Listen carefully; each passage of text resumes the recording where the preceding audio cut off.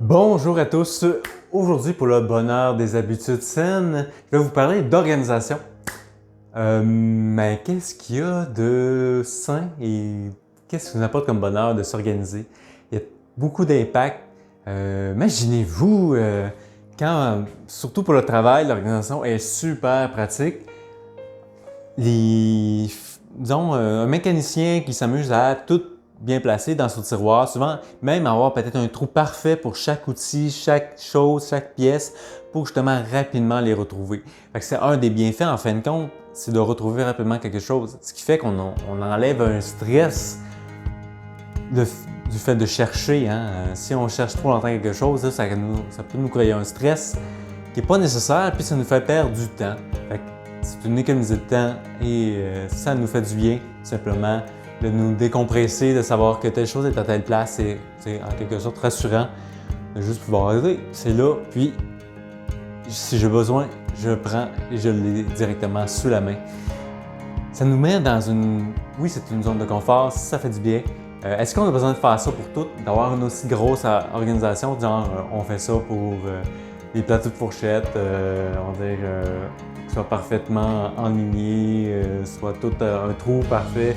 Oh non, on sait bien que une organisation de base, c'est plus de savoir les choses où sont, puis on peut avoir un peu plus, on peut avoir un tri, mais c'est pas genre pile-mêle, mais c'est un peu tout mix, en étant mix de façon séparée. Mais c'est ça, c'est de garder ça dans un certain ordre, laisser les choses à une certaine place, se dire OK, je sais qu'elle est là, toujours refaire cette même habitude-là. Puis si on la change, mais important de la noter ici, parce que si on oublie qu'on l'a changé de place, notre habitude, ça peut être embêtant de chercher après, de s'y perdre de nouveau.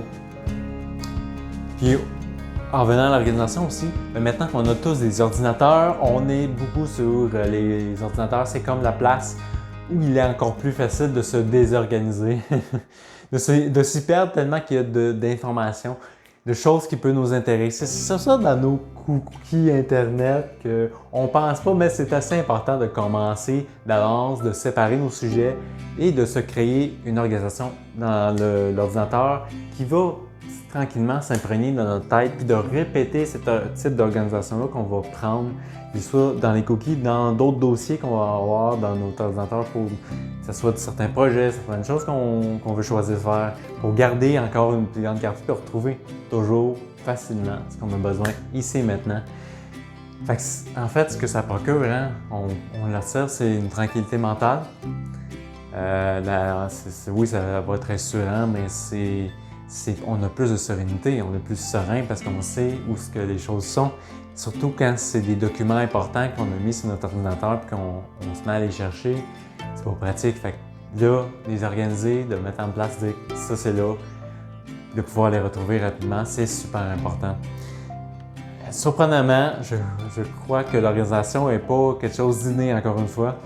C'est quelque chose qu'on se dit ça prend pour le job. Oui, comme toute chose dans la vie, ça prend beaucoup de temps.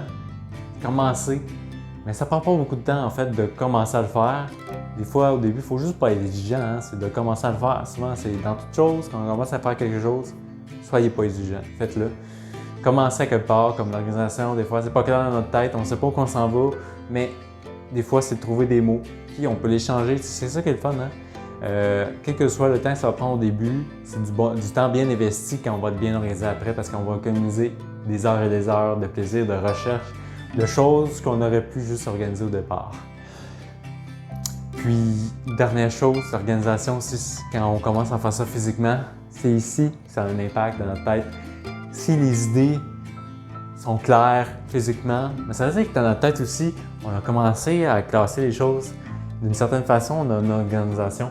Qu'elle soit plus artistique, évaporée, parce qu'il y a plein de façons de s'organiser, juste de trouver sa façon de s'organiser pour se retrouver dans nos idées, pouvoir exprimer, en fait, tout, si nos idées sont pas claires, sont éparpillées, puis que notre environnement, en fin de compte, est éparpillé aussi, nos idées sont pas claires, on n'a pas précisé chaque sujet de notre vie, ça donne aussi une incohérence aussi dans notre quotidien. Fait en venant organiser les choses, que ce soit physiquement, si dans la tête c'est désorganisé, ça peut nous permettre, en fait, le physique, d'observer notre organisation mentale, de voir, OK, là, il y a vraiment des choses qui ne sont pas à leur place, qui sont désorganisées aussi dans la tête, tu sais, de se rendre compte que, peut-être que cette idée-là ou cette chose-là est là pour une certaine raison, mais tu sais, on se rend compte qu'en fin de compte, OK, elle n'est peut-être pas à votre place, tu sais, je me fais perdre du temps pour rien à faire ça, quand je pourrais juste la mettre là, puis OK, ou des fois, c'est juste de se libérer de certaines étapes pour aller